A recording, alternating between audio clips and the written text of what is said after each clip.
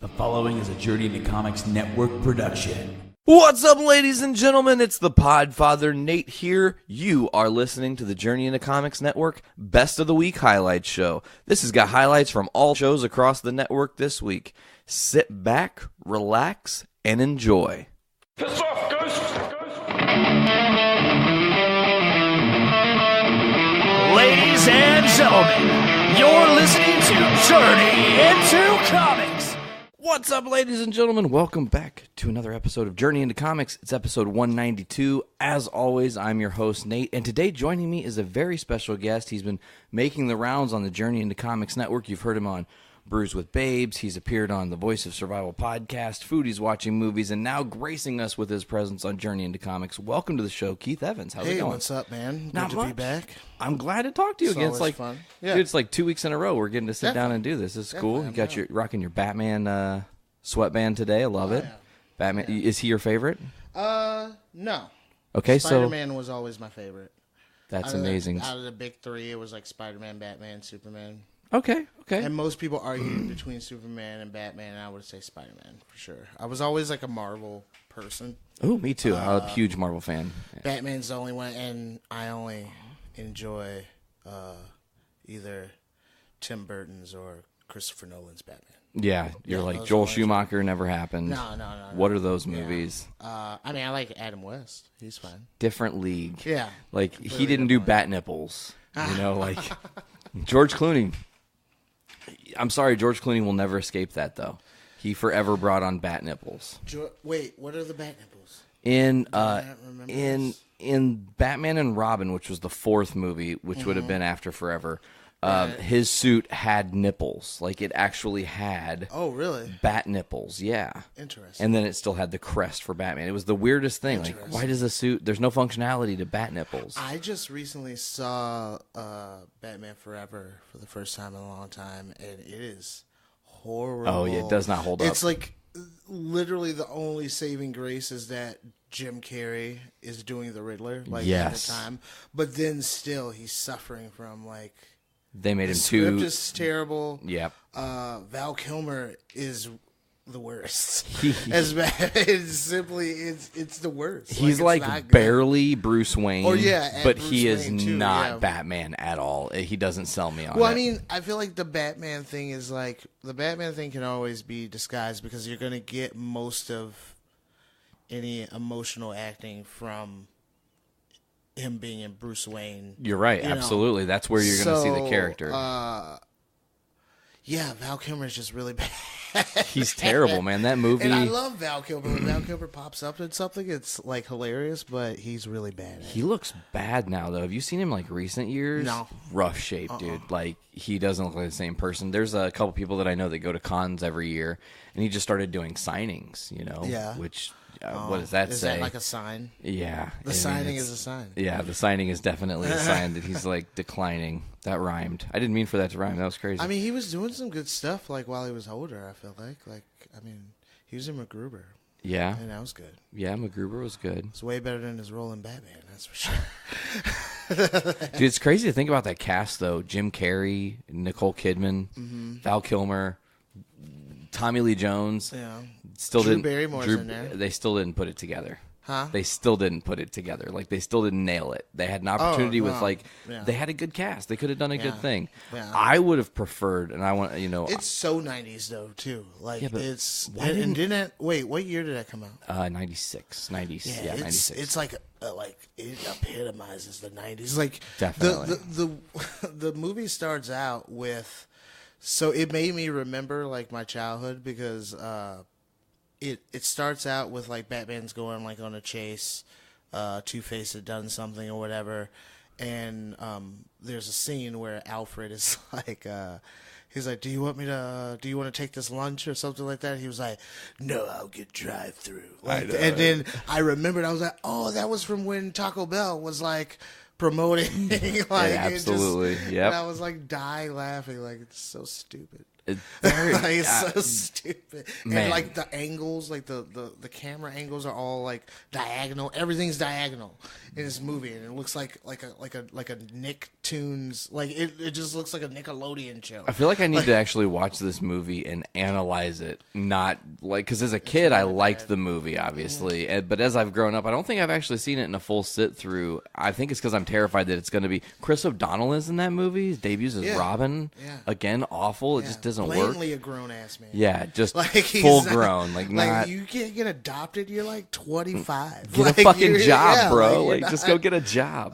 But it's just I don't know. It's the first two are good, Batman wise. Yeah, did you ever? And- My thought was I really wanted to see Billy D. Williams as Two-Face. Like that could have happened. Oh yeah, he was I don't Harvey. know. Yeah, you know? I don't know why they didn't do that. I don't know. Probably Tommy he. Lee Jones. I mean, Tommy Lee Jones was a huge actor at that time. True. He had all his fugitive movies and U.S. such. Marshal, right? Wasn't he in that U.S. too? Marshals. Yeah, he had a lot of stuff. Going Man, he was doing all kinds of shit. Yeah. on. Tommy Lee Jones. So so you only have a preference for certain Batman movies. Then Right. you're a big Spider-Man fan. I've got to ask, Mm-hmm. who's the best Spidey? I mean, what are you preferential to? The Tobey Maguire era, the Andrew Garfield era, Tom Holland's new era that's, rapidly becoming... I feel like it's weirdly not enough. There's not enough data. Oh, you to need conclude- more before you can have more evidence like, I before you can can't- decide. I mean, I thought what's his name? Andrew Garfield? Garfield. I thought his was really good. I mean, I liked the Tobey Maguire one, like the first two movies. And the third one was awful. But Tobey Maguire, obviously at that time, they weren't like putting together, like looking at longevity as far as like doing a, like the universe, like they're doing Correct. now. Yeah. Like they weren't doing that then. So it's like, when they did it, I mean, Tobey Maguire was young enough for like the first two movies, but it's like, it's Tobey Maguire. He's a grown ass man. Yeah, again. So He was like in his 30s when they cast him, right? Yeah, I think That's so. crazy. Like, and I think they were still playing the whole high school thing, right? Like 17, 18, yeah, yeah. definitely. And yeah, like so they just didn't really, that didn't. It's why they reset it. Like, I mean, with resetting it now, I think that was a good start. I think the new Tom Holland dude, that's his name, right? Yeah, dead on. He's good. We just got to see, because we had one Andrew Garfield one. Two. Oh, were there 'Cause two? Amazing Spider-Man 2 had Jamie Foxx's Electro, and they I did have the not Gwen. seen that one. What? I have not seen that one. We're gonna plan a day where you're gonna I've come over only and we're gonna seen the sit and first watch one. it. It's so good. Yeah, Okay. I have not seen Especially that. if you're a fan of like comic book Spider-Man, they Yeah. do Death of Gwen Stacy like flawlessly, and it's just a beautifully done movie. Highly underrated. Yeah. Its opening weekend did $95 million, and Sony considered it a failure. Well, it probably cost over 130. Yeah. But they yeah. still made their money back. I mean, it's I mean, Spider-Man, they did, you know. but they're expecting to make, they're expecting to do Black Panther, and they did not. Yeah, they did not. They did And not. speaking, that's a great segue, actually. Yeah. Because that's why we're here today. Oh yeah, You true, finally very saw true. it. I did finally see it. Black Panther, thoughts? I chose to be as black as possible about it. I was Okay, like, I'm gonna sure. be very late to see this movie. No, I just didn't get around. Like it was a lot going on at that Dude, time. and it was I winter. getting- Fuck that. I was getting a lot of stuff together. Like that's when I was around the time I was filming this album. Yeah, absolutely. So I was just busy. Yeah. Like, and I couldn't make it to like go see Black Panther. I really wanted to see it. Doesn't And I matter 'cause you finally saw it. I watched it with my fiance and my daughter, and my daughter fell asleep. No surprise. It's a Yeah. little bit slow for kids. I mean, it Yeah. can definitely be a little She bit was slow. into it though, like in certain parts or whatever. I thought it was really good. I thought it was worth all. Yeah, please break it down. I want to get all your opinions on this. Like, I thought I think I thought it was worth all the hype, but in a sense, it wasn't. okay. And this is why, because I feel like, so the whole thing about it, the whole like stigma or whatever I'm probably using the word wrong, but the whole thing around it was, it being a black cast, and it's a major budget, film. Summer blockbuster. Yeah, major accomplishments, like in a lot of areas, and yet it was big and great, but then it also just felt like a normal Marvel movie that was good. From the suburbs of Chicago and Illinois, this is The Paul Report with your host, Andrew Poor.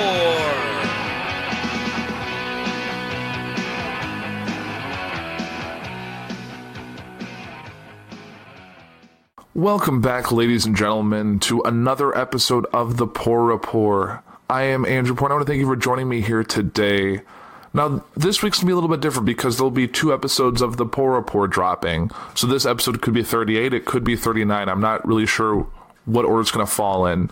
So one of the episodes will be my normal routine, which is an episode covering the late breaking news. And the other one will be probably my final profile that kind of kicked off with Barbara Bush at the time of her unfortunate passing. And it's going to end with my profile on the inventor Nikolai Tesla.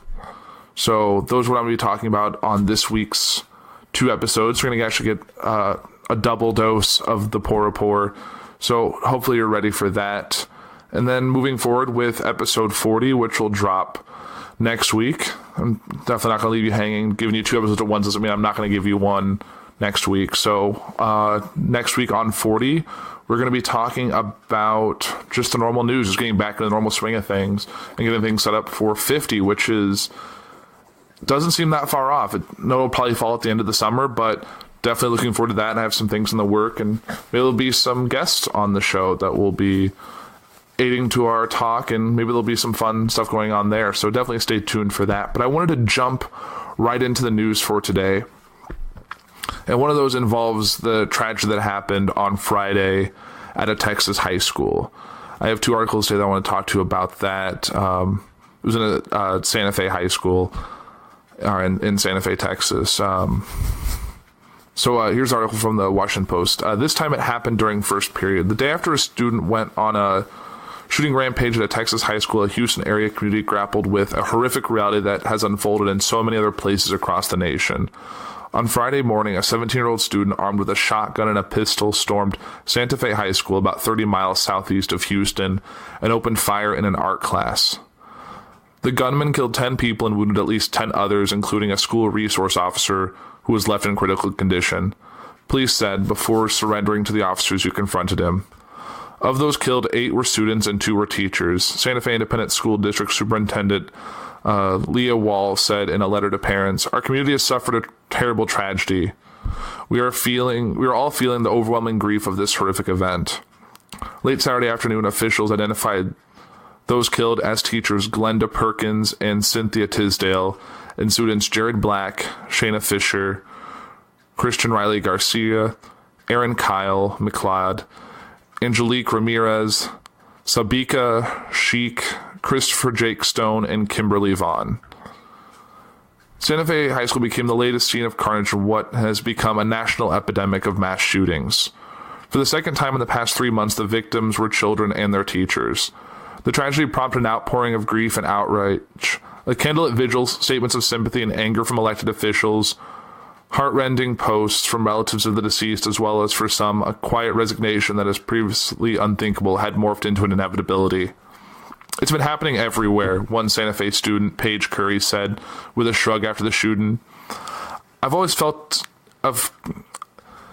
kind of felt like eventually it was going to happen here too. And that, sorry, I'm going to jump out of the article there. That sentence, the fact that she said it so matter-of-factly, like there was, it happened there, it's probably going to happen here too. Like that shouldn't be something that should ever be in a kid's head. No kid should be going to school thinking, today's the day I could be shot and killed by some deranged person with a gun or with a weapon, or someone who's just out there to do harm and get infamous. It's just ridiculous. Like no kid Like, people shouldn't be afraid to send their sons to school in fear that this is an eventuality.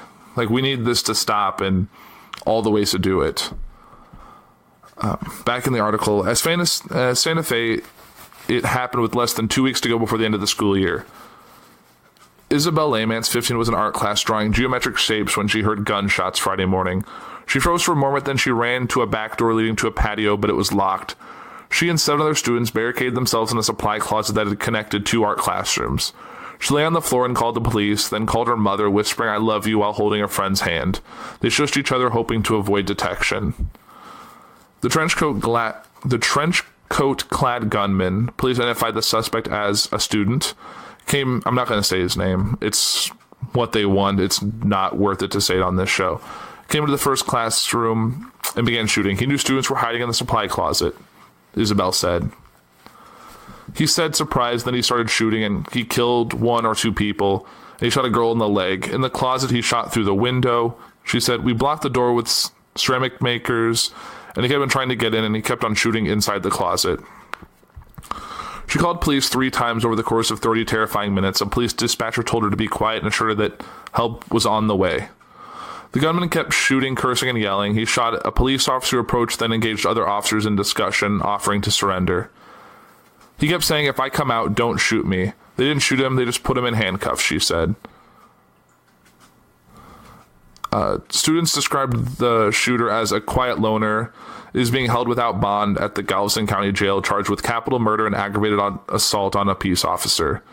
It was unclear what motivated the attack, as authorities says it came without any obvious warning, which seems to be how it all happens. It's always someone who's quiet, reserved, and then all it takes is one bad day for them to snap and decide to take other people's lives. Welcome back, ladies and gentlemen. It kind of feels like I just talked to you, but that's the nature of this episode here today, which I'm doing 2 episodes in one day. I know I'm a crazy person, and this episode will either be 38 or 39, so you either know there's an episode coming or you've already listened to my news show. So let's kind of just jump right in. This is the last in my profile series. You know, I've covered Barbara Bush, I've covered Michelle McNamara and the Golden State Killer, I've covered Kevin Smith. My last one in this very unusual set of people will be Nikola Tesla, which is a very famous inventor, and it was actually a recommendation by someone on the network, so that's what I'm going to talk about today. And before I get into who Tesla was, for a lot of you who don't really know history, you don't really pay attention to that kind of thing, maybe the only time you actually know who Tesla was through the movie The Prestige. So there's a quick article about Tesla in The Prestige and the actor who portrayed him, which was David Bowie. There's a lot to love about The Prestige. Stage magicians, the Batman team of Bale and Kane, but perhaps the best thing about the movie, in my mind, was David Bowie assuming the role of Nikola Tesla. It seemed that kind of perfect Hollywood casting, not only for Bowie's wonderful performance, but for the similarities between the two men. The moment we meet Tesla in the movie, he's walking through a field of electricity, unfazed, untouched. It's a thrilling introduction, one that reflects both Tesla and Bowie. Director Christopher Nolan apparently had always wanted Bowie for the role, knowing that he needed someone who wasn't a Hollywood star, but someone who would stand out in the part. I think he sensed that the character of Tesla demanded someone different, someone with the same theatrical presence. Bowie initially refused until Nolan flew out to meet with him and told him he was the only choice. Bowie accepted. The two men, Bowie and Tesla, were of course separated by decades as well as by backgrounds. Tesla was a Serbian inventor and engineer. Bowie was an English musician, but they have more in common than is at first obvious. Both men were innovators in their respective fields, taking them in new directions. Tesla started his career in the United States working for Thomas Edison, but while Edison backed direct current, Tesla developed the superior alternating current. Bowie started out writing songs in a kind of folk rock style, but starting with The Man Who Sold the World, he began using a heavier rock style and exploiting his own androgyny to help create an identity. Later experiments in creating personas resulted in the massive popular Ziggy Stardust character, the ultimate rock star from Mars. Biographer David Buckley said, "It challenged the core belief of the rock music of its day." Tesla was a polyglot, speaking 8 languages. Bowie played at least 8 different musical instruments, including the saxophone. Both men also demonstrated skills outside of their chosen fields. One of Tesla's friends said of him, seldom did one meet a scientist or engineer who was also a poet, a philosopher, an appreciator of fine music, a linguist, and a connoisseur of food and drink. Bowie was also something of a Renaissance man himself. In addition to being a singer, songwriter, and musician, he's been an actor, a mime, a fashion icon, a painter, a writer, even flirted briefly with video game creation and design in Omicron, the Nomad Soul. Both men were/are, I guess at the date of this article, this is an old article from 2012, so both men were natural performers. Tesla would hold public conferences with his Tesla coil blasting electricity, something that often scared his audience. His demonstrations of his inventions had been compared to the world of stage magicians, something that no doubt mandated his inclusion in the Prestige. Bowie, as mentioned, studied mime with Lindsay Kemp, and that helped introduce him to a more theatrical presence and the ability to create personas to present to the world. Instead of the process, offstage I'm a robot, onstage I achieve emotion. It's probably why I prefer dressing up as Ziggy to being David. As such talented people often do, they were friends with other creative contemporaries as well. Tesla, for example, was friends with Mark Twain and others like Robert Underwood Johnson. Bowie famously was friends with Iggy Pop and Lou Reed, and also other musicians such as John Lennon and Mick Jagger, as well as having friends in the film and fashion worlds. Both men held questionable beliefs at times. Tesla was a proponent of eugenics, while Bowie, in his thin white Duke phase, flirted with an appreciation for fascism, something he later blamed on his addictions and getting lost in that character. Of course, there were stark differences between the two as well. For example, Tesla believed celibacy helped his work, while Bowie notoriously bedded men and women before his marriage to Iman. Tesla died a poor man despite his many patents, whereas Bowie is also an accomplished businessman who has turned his musical success into massive financial success as well. What's undeniable is that both are remarkable individuals, and in my opinion, they come together perfectly in the Prestige. I consider them both geniuses with a touch of mad scientist, and David Bowie will leave behind a musical legacy as rich and affecting as Tesla's technological one. So what do we know about Tesla? The eccentric inventor and modern Prometheus died 75 years ago, not quite to the day.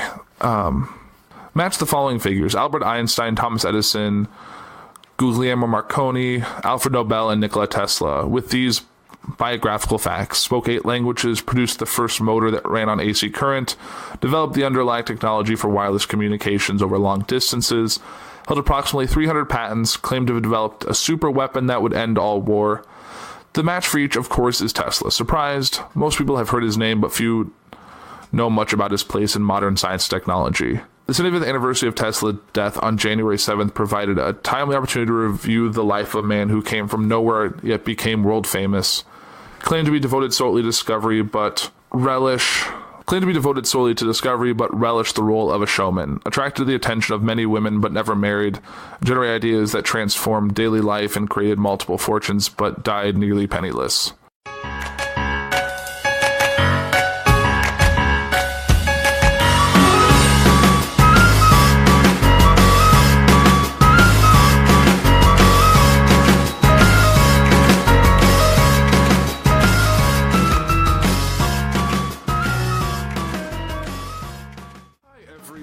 My name is Andrew Poor. I'm Liz Sturbaugh. And that is Max yawning near the microphone, because we're podcasting from the floor of my living room, and we're bringing you a new show. Yup. And Liz is sitting here over here drinking a nice shock top. Because I'm an adult. God damn it. Because we're an adults. We're an adults. We are adults. And this is an adulting podcast. The podcast is called Adulting Ain't Easy, because it's not. It really isn't. This is rough. Yeah. Just talk about the roughness so that you guys don't feel so alone. Right, dear? Right. We're not so good at this. This is fun. And I've been drinking vodka since I got home, but I'm trying to finish off the vodka in my fridge because we are moving soon. Yes, that's one of the things that, us adults have to do is move and buy houses and buy lots of expensive things. And plan a wedding. And then pay for that wedding. And then pay for the honeymoon. And all the things in between. Yeah, we actually have been looking at honeymoon stuff today. Yeah, that's really depressing. Don't do it. Just don't. Just don't. Don't even think about it when you're, looking for vacations, because everything you look at right away is going to give you that shell shell shock, that sticker shock. Not worth it. Save yourself. Save yourself. Just don't do it. Just road trip it, because honestly, you'll never ever see the actual price of anything. Because if you stay in places one night, it doesn't matter. Exactly. So, kind of get a little bit of background about us. You know a little bit about me because I have my other show on the network, The Poor Rapport, which Liz routinely makes fun of me because of a very weird radio voice when I'm recording by myself. Yeah, he kind of sounds like an NPR guy, like, hello, my name is Andrew Poor, and I'd love to invite you to my podcast in my living room so I can talk about the news. So sometimes I wonder if he should have been a news anchor and just stopped the engineering stuff and just did the news. Right, but sometimes you have to have a hobby, and my hobby, I guess, is talking about the news. Whoop-be-doo. That's another thing you need as an adult. You need to know what the heck is going on. Right, and that's a whole other topic because Liz, as a teacher, has to deal with all the fallout of all the crazy stuff going on in the world. Yep. And if you're a teacher in college, don't do it. Just kidding. You should do it because it's good. But also, once you get to be a teacher, you just figure out how much it's terrible, but how much you're needed. It's a vicious cycle, my friends. Vicious cycle. Yeah, but at least you have, what, 6 more days? No, 5, thank God. And then I can complain about teaching all the way up until back to school. And then I can just complain even more about different things. Because with teaching, it's just a never-ending complaining cycle. Right. I mean, you were just complaining tonight about... Oh, parents. Yeah. Yes. Lots and lots of complaining about parents. Right. In this day and age. Sometimes the kids, you love them, but the parents you just can't stand, right? Yeah, but you gotta deal with them one way or another. Right. And just take notes for when you become a parent. You're like, I will not be this person. Yeah, definitely mental notes are being taken every single day. Yes, and let's see, what else fun do we have going on? We're going to be taking our engagement photos tomorrow because that's very fun and adult. Yeah.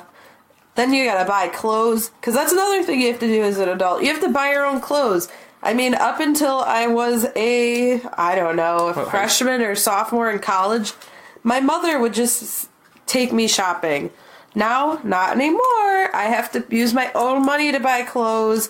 I even opened credit cards to companies because I like my clothes. Oh, that Kohl's charge. That Kohl's charge. Can't live with it. Can't live without it. And Liz is going to shamelessly plug Royal and Reese right now, too. Love it. If you haven't heard of it, it's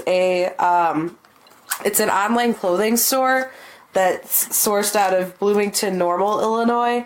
And they do like these flash sales of different clothing every night, and I'm obsessed. And it's more the thing is the clothes are super cute, which is good, but then also you get that thrill of the hunt, like, oh my gosh, I need to do this right now so I can get the thing that I want. And then when you actually get it and submit your order, it's like victory. It's like the best kind of victory because you're like, I got what I wanted and I don't have to worry about it anymore. And I'm going to have a cute outfit in the mail in 3 to 5 business days. You can't beat that. That's next to Amazon Prime. That is a nice thing about adulting. You don't have to go into any stores. You can just be like, I want it. I'm getting this delivered to my door. I don't have to deal with any person.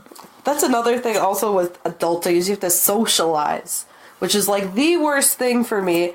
I mean, I guess I haven't really been on the network much, but with my personality, and you wouldn't guess this as me being a teacher, but I despise socializing, believe it or not. If I don't know you very well, it takes a lot for me to start talking and having conversations because in my mind, I am screaming, oh my gosh, I can't do this, and have all anxiety thoughts in my brain are there. And I know I'm not alone in that, so definitely. Yeah, especially as an adult, because you got to socialize with everybody, It seems like. Right, and sometimes that's the benefit of having some liquid courage, because alcohol definitely does loosen up the social skills and get some of the anxiety to go away. At least when you get that nice sweet spot, when you have a little too much, then it's worse. Yes. Another thing, adulting topics, drinking, because guess what? We're not in college anymore. That means we have to be responsible. Wah, wah, wah. Yeah, you have to Because you have to be responsible for seeing your friends home okay if you're the sober one. If you're the DD of the night, you have to make sure everyone gets in the Uber, in the car, and they're like, you good to drive?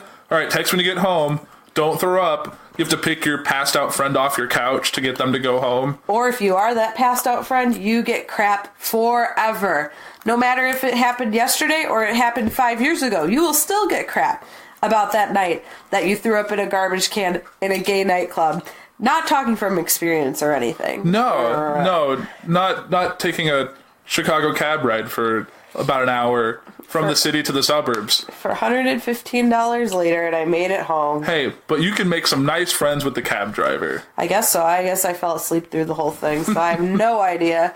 But yeah, there's that. And then you have the mom of the group, which I sometimes feel like I am, where if I am not the mother, I fear that the lives of my friends are threatened because they get very drunk, and I worry. Yes. And kind of speaking of being the mother group, sometimes as an adult, there's kind of that fine line. Like when we first started dating, we were called grandma and grandpa by some people that we hung out with. Rory, sorry. Yes, grandma and grandpa. See, my motherly instincts coming out now. So we have pets, so we're obviously fur parents, and the animals were just interacting, and sometimes when that happens, it can get a little bit hairy in terms of how they act towards each other. They can be really nice to each other sometimes, and they can be really not nice to each other. Right. And that's one that'll be nice about when we have a house in the not too distant future, is that they'll have more space to go at. We'll have, one could be at one end of the house, one could be on the other, one could be in the attic. I don't know. Yeah. Their cats are weird. Yeah. But I guess, Liz, when did you first realize that you were an adult? You said, like, when your parents stopped buying your clothes. Well, I guess the first time I really thought I was an adult was when my mother had to remind me, you need to pay your taxes. I was like, what? She's like, yeah, you have to pay your taxes. And I was like, but you just tack yours on to whatever you and Dad take to the accountant. She's like, nope, not this year. And so we had to go buy TurboTax, and now I'm an expert at TurboTax. I can do it. I did it for my brother. It's great. Yeah. But that was, I think that plus being able to buy alcohol without getting my license checked. That's because I guess you don't see my face, but I kind of look younger. I can look anywhere from my actual age, which is 25, or I can look like a little 18-year-old, depending on how much makeup I'm wearing or what I'm wearing, because I have that youthful glow. We're gonna fuck the sodomites in the...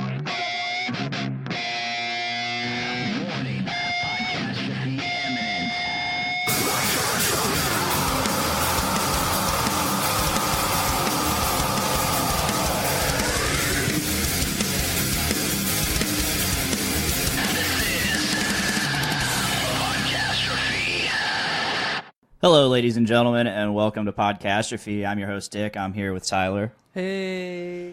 Co-host here. Yeah, co-host, that guy. He's awesome. So I'm going to just go ahead and lead off with, we had a poll last week for Arnie's or Pizza King. Arnie's demolished Pizza King. I wouldn't say they demolished him. They only beat him by like 20%. Had quite a few votes, though, and I was pretty proud about that.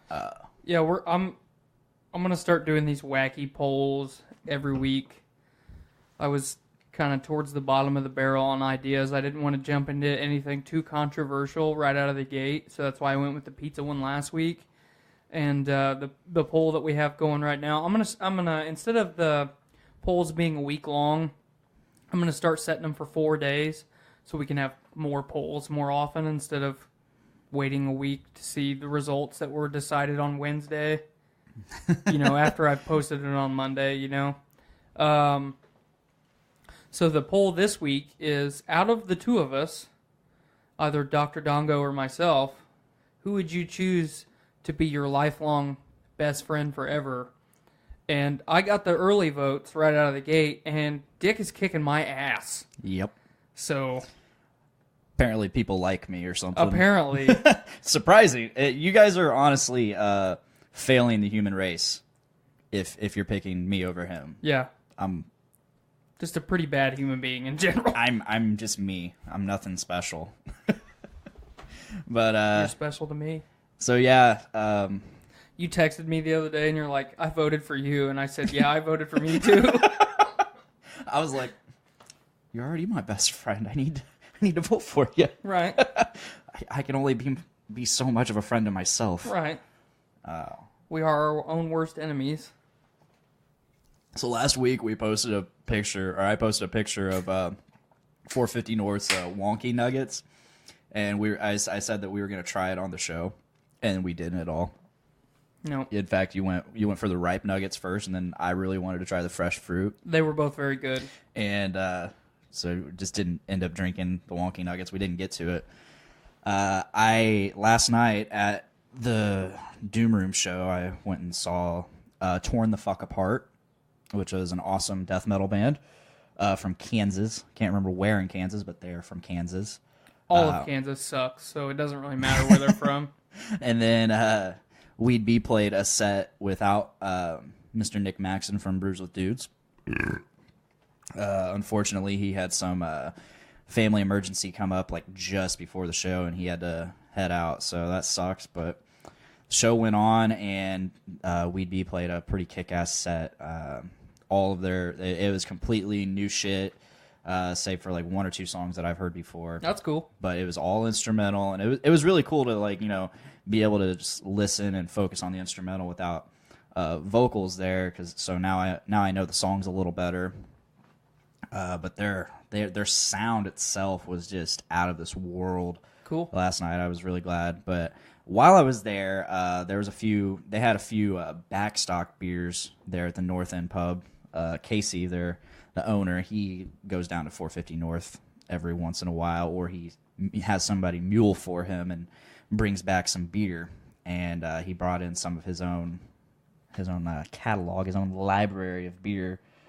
So he had some Slurpees there, some Crystal Vision, and he was supposed to bring Pot of Gold, but he actually wasn't there last night because I was going to drink some Pot of Gold with him. I would kill for some Pot of Gold. Yeah. That's good fucking beer, man. That's some good beer, and I'm saving mine, the two I have left.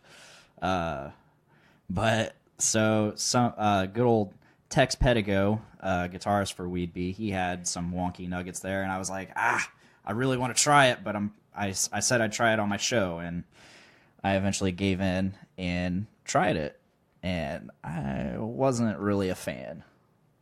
Which is rare for a Nuggets. Yeah. I didn't like the ripe Nuggets, and you didn't care for the wonky Nuggets. So that's 2 weeks in a row we've both tried new Nugget beers, and one of us didn't like one of them. Good old this Friday, if you're listening tomorrow, they're releasing Flapjack Nuggets.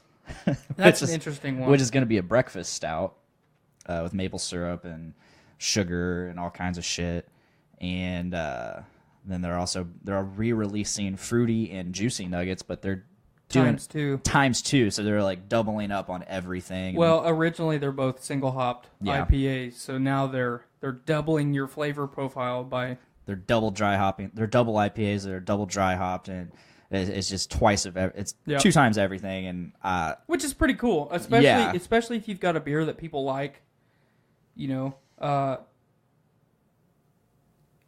It's good to throw something, kind of throw a loop at it every now and again. Like, you like this, well, what about now?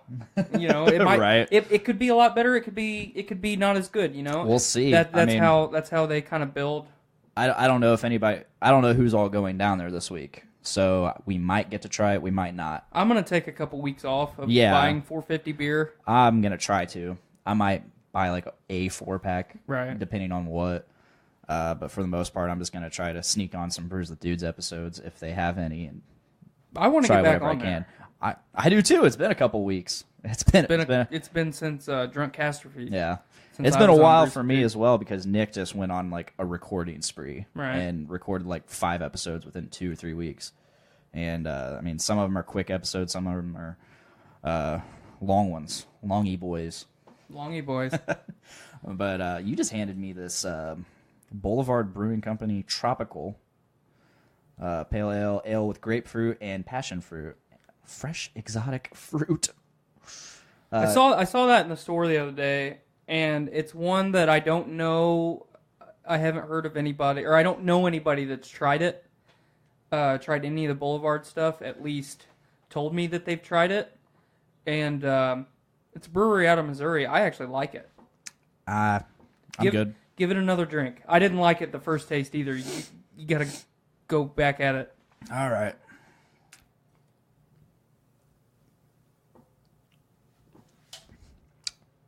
Yeah, still don't like that. Really? It's kind of a... It's like Rolling Rock with fruit. Yes. It's definitely like a full... It's got a full mouthfeel, but I like it. There's not enough flavor. There's a lot of mouthfeel, but not enough flavor for me. You traded me your Kush nuggets for my wonky nuggets that I just don't want anymore, and so I'm just gonna drink that tonight. I'll leave one of these for Miranda to try it. But Okay. see, I don't think she'll like that. I actually get the fruit flavor. Yeah. I don't. It's weird that you're not getting it because normally I'm the one that picks out stuff that I don't get from the beer. You know. Trust me, I tasted some fruit flavor. I just didn't like it, and there wasn't a lot of it. I like it. But yeah. So we had a pretty interesting pre-show. We got a little delayed here because we had to wait for the room to be clear. Good old roommate Captain Keyboard was playing Overwatch. Had to wait on him and yelling. So when he decided to leave to go get food, he got pissed because he found out we were waiting on him, which we had already established. Yeah, we had already established 15 minutes prior to that. Yeah, and it's like, and he just kept after this one, I'm gonna he was telling good old I could hear good old Matt Wilcox over the headphones, but after this one, I'm gonna go get food, and then he starts another one, and he starts another one. It's like, dude, come the fuck on, dude. Like I do this every week, 5:30, right? And it's not hard. Like it's not hard to just. It shouldn't be that big of a deal to be like, okay, 2 hours every week for just one day, right? And then so he gets up, finds out we're waiting on him, and then makes a scene, like flips his shit, I guess, in a sense, and leaves. And then he says, "I'll be back at 8 o'clock because I'm raiding." It's like, cool. You're listening to the Voice of Survival podcast. Ladies and gentlemen, your host, Nate Phillips.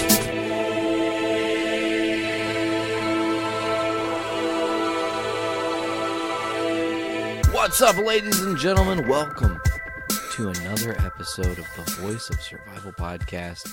As the introduction said, I'm your host, Nate, and for the second time on this show, I don't have a guest. However, unlike episode 8, I believe, which was in Septicast 2, today you're going to just be getting an extra long dose of Nate. I feel like doing a podcast called The Voice of Survival, bringing on guests, it so far hasn't really, I mean, in little ways, the message has been there, people surviving and getting through shit that they've had to deal with to find their way on top or into a better place mentally or emotionally or whatever.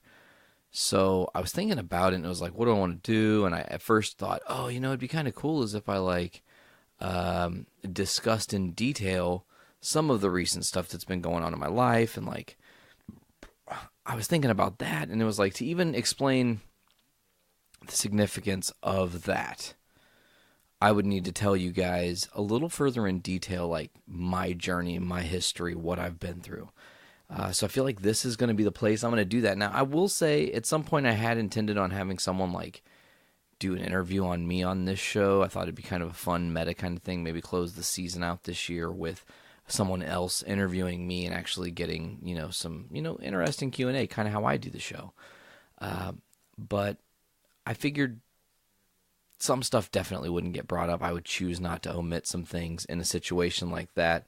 And here I'm not really going to censor myself. I'm going to go in detail. I'm going to tell some stories.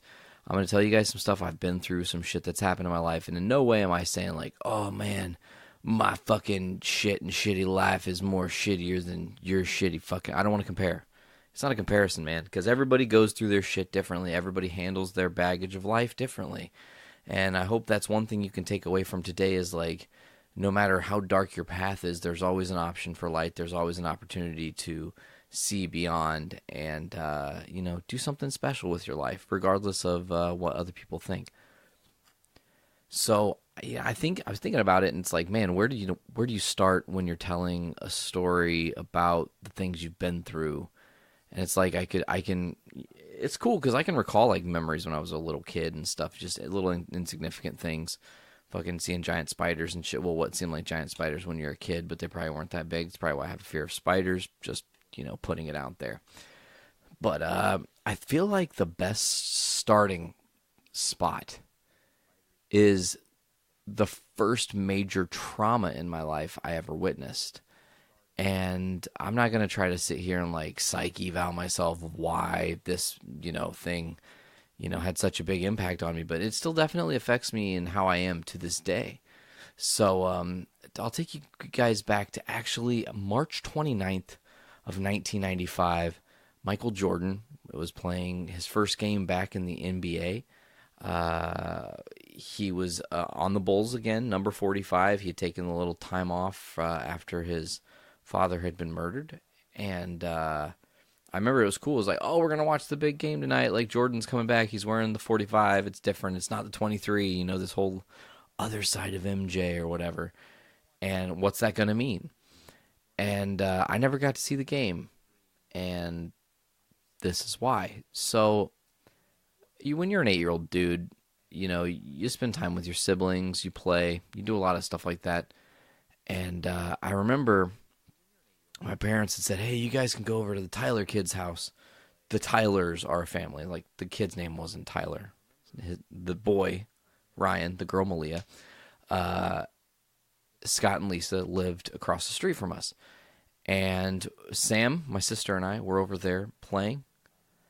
And, man, it's just like hearing it. It's really also, can I just say that I'm recording this in my father's house. So I'm down to do some work and help him and visit and whatnot. So I'm down here today, and it's just like I'm in the room I grew up in. The situation happened like literally right behind where I'm recording, so it's just like very surreal.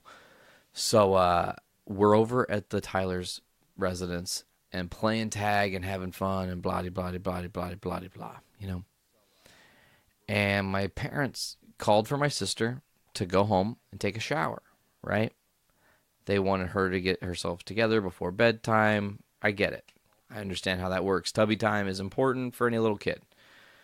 So my sister goes and does her thing in the tub, whatever that is. Parents obviously taking care of her and whatnot, and making sure she's not being an idiot in the water and making a big-ass fucking mess. So I'm across the street playing with these two kids that I'm friends with. And it's starting to get darker out, it's starting to get a little bit foggy, and I kind of just had this, like, weird, I don't know, there's a weird, I can't even, sitting here, I can't even, like, express to you guys what I actually felt, because I just felt a weird sense of, like, darkness. So I started walking home. And it's like right as I walked home, one of the worst things a human could probably witness, especially at that fragile state of 8 years of age, was my sister getting struck by a car. A lot of people that know me know the story, but for our listeners, I want to kind of detail this as best I can and kind of the things that went on, because it was a totally fucked up situation. She got hit right out front of my parents' house, which is, like I said, and my dad's house right now, same place, right behind me. And I found her on the ground, and she was dead, essentially. Non-responsive, not moving. It was bad. It was really, really fucking bad, My parents heard me screaming because I was just yelling that, no, you killed her, you motherfuckers. Like, I was 8, I was using foul language. God damn it. God, I was just like, I broke. And they heard me. And they rushed out, and my mom freaked out and picked my sister up, which, rule number 1 of any trauma victim, leave them where they're at, because you can end up doing more harm than good, but I digress. She wanted to get her out of the road, so she moved her to the grass in front of our house. And everything after that's kind of a blur, because it was kind of like they protected me from seeing everything, but I was still seeing a lot of things. I watched my sister get like loaded onto the ambulance and taken away, and then it was like my family's getting the information like across the board from everyone. Hey, Sam has been in an accident. It's not looking good. We're going to the Carl Hospital in Champaign. This is what's happening.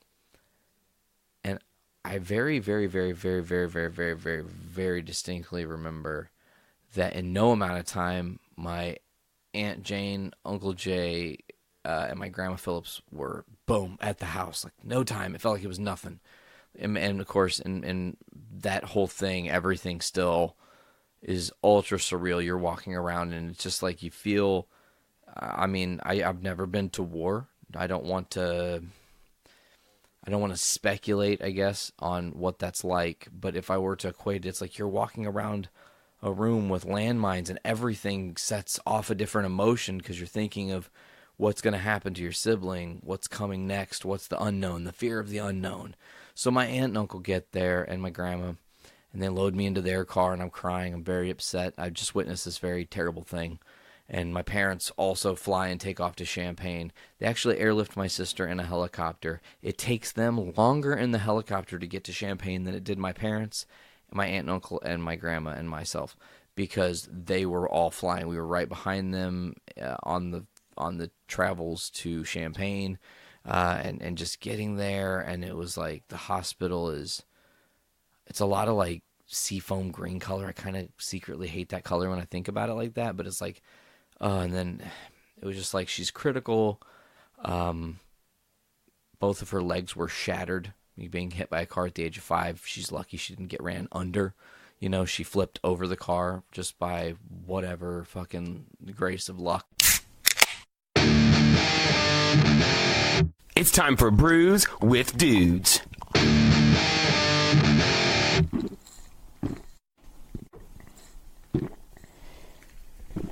Ah, juicy. Good evening, and welcome to another episode of Brews with Dudes. I'm your host, Nick Maxon, looking at 4 delicious-looking bombers full of delicious beer. I'm sure. I don't know, though, because we haven't tasted them yet. That's all going to change in the next minute.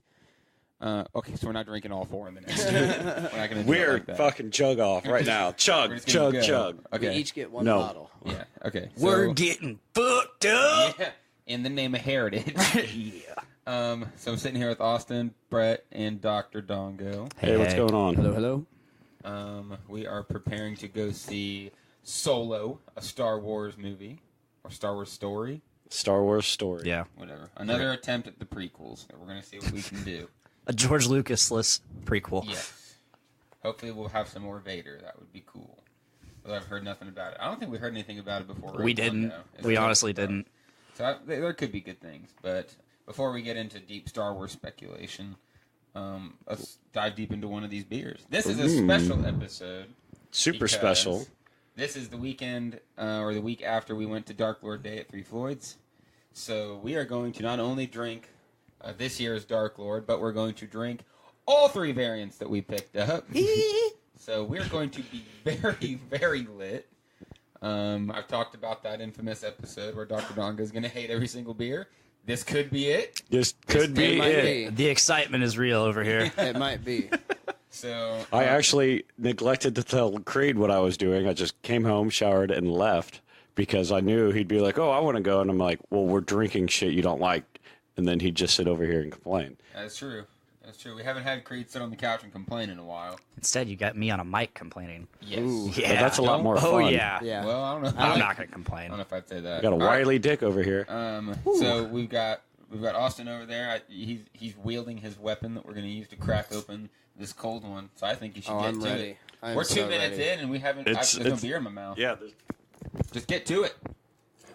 The ice don't fail me now. It's a Natty Ice bottle opener. Yes. Natty Ice, don't fail me now.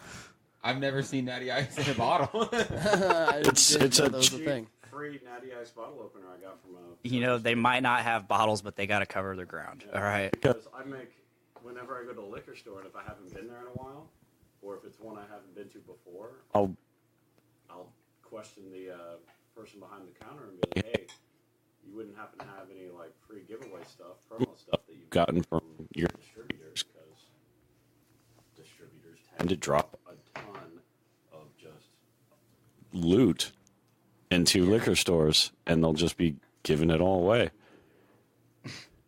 Just go easy on me, and I'll be all right. That's perfect for me. Wow. So I get a full cup, so I'm going to get lit off the first one. All right, so maybe knock some off of that cup. That's quite a bit, I'm perfectly fine with my taste. but yeah. That looks much better. All right, let's get into these. Yeah, let's not waste any time. This is the 2018 Dark Lord. regular Dark Lord. And if you're unfamiliar with what the Dark Lord is, it is a Russian. Wow. Brett's Everyone's feeling it. It is a Taking Russian a smell. style imperial stout. I took a smell and it sent You're shivers you're down drunk my already. spine. Yeah, You oh, are fucked man. up. Go home. All right, here we go, boys. Cheers. Yee.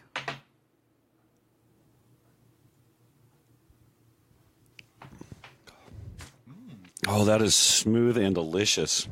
It's pretty sweet, but it's That is really Oh, sweet. man. That was surprising. it is an ass whooper though. That end. near I'm the end, getting that a bourbony. It's really creamy though. Yes. That is- Super creamy. It's I it's like this. Yeah, it's I like this. It's what's for dessert. Looks like you. Oh no, I've been sampling these light, crispy, like, some kind of fruity, some kind of, just mellow, hoppy ales and IPAs and whatever. And what's for dessert? a tribute to the Dark Lord. A tribute to the Dark Lord. Well, Nick, it I looks like am you failed so again. Surprised. I like this. This isn't bad. I was expecting more beat me down in the face. Yeah, But it's pretty sweet. I think that's gonna be the tequila. I gotta say, I don't know about my other companions here drinking with me, but I've had Dark Lord before. I want to say I had the 2013 variant. I had the 2017. I had a 2015 in 2017, so it had some aging on it. There was a guy at 450 North the day Tyler and I went with you guys.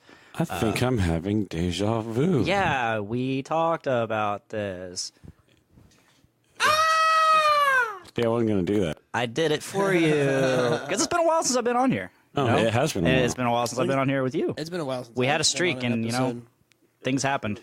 I don't think anybody's gonna break our streak. I feel like it's been a while since we've done an episode. We piled them up real good. Yeah, you piled them up real blasted good, through and a you gave bunch them of all to them. me, Yeah. and I'm like, I was like, I'm not really sure what's here. there you go, pal. There should be this and that, and the rest are just Yeah, randoms. the last couple we gave them, we were actually talking about, we should really start doing the whole pictures and doing a little snippet about what the fuck this episode is. So did we it come for back and 1 week. ask. We did it for 1 week and then blew it. Andrew Poor of the Poor Report, he's and now Adulting Ain't Easy. He started binge listening to Brews with Dudes. Oh, and he made me think of a new idea. He said, I can't imagine how much it cost, like, for all the beers you guys have drank. Lots. And then I was like, I wonder what it would be like if we not got every single beer, but like ate like our favorite beer from each episode, and then had a special episode where we went back and drank one of those beers. From each Oh man. This is whatever's this weekend is 31, so 30 beers in one episode. It's gonna be a long I of day. course I was Wow. cracking jokes like, That holy would shit, be- you just binged like 15 episodes of Brews with Dudes, because he's at that point he said that he was halfway through, and I'm like, you are an alcoholic and you have a problem just listening to us drink.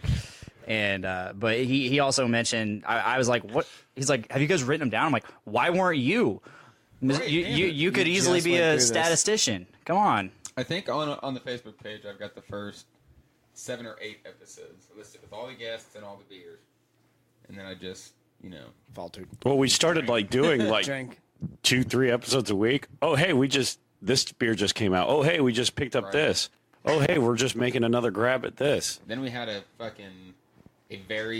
streak of a couple weeks where maybe it wasn't maybe it wasn't every week, but every other week were just 450 beers, because we would go and get their special Yeah. releases, and we would We're have doing one tomorrow. we had at least 3 3 episodes. That were 450 North full- brews with 450. dudes. Yeah. Now that's podcastrophe now because we just drink 450 every week. This beer is dangerous. How creamy and easy It's it so goes good. down. It's so rich almost. Yeah, I that's don't know, good. I'm really liking it. I did try the chemtrail variation while we were at Dark Lord Day because they had that one on tap and it was like fucking $10 for a 4-ounce pour. Yeah, so and of course I didn't know that before I bought 2 of them. I was like, "Can I get one of those?" She's like, "Just one." And I'm like, "No." She brought over 2. Walked over to you. I was like, "Here you go, Nick. Have one." But it was mighty tasty. I'm not sure if you remember that part of the night. Vaguely. Yeah. Vaguely. I did get pretty drunk. There's one moment in the car. He goes, I remember Austin was going to go mosh to Dying Fetus. And then I remember now. And then I remember now. So there's at least Almost a good home. hour and a half, 2 hours that I was just blacked out. Just gone. It was kind of funny Were you on watching the you floor? walk back to the car, honestly. You were kind of like tripping over your feet, like your top half of your body would walk a little faster than your feet were Right. going. Like we You kept did you. not fall. I But it never was fell. great because it was Brett and I on either side of you, and you just kind of lightly Yep. nudge You would- one way and then the you- other, you and we just kind of had this light. Just So you guys were the bumpers. Yeah, you we- guys were the Oh, yeah. bumpers. Oh, yeah. if we were bumper bowling, we were his bumpers, and he was that rolling ball. We needed That- one of us. You were the small child just It took rolling two, the but it's ball and okay. it just slowly going to the pens. That's I would say that's what bros are for. Oh yeah, I would say how many beers do you think we tried? Probably 30 to Oh, yeah. 40 different awesome beers. There was near 10,000 people, and you were just walking around. You're allowed to bring beer in. Yeah. So people were just trading Every beers. every Everyone was drinking person their own beers.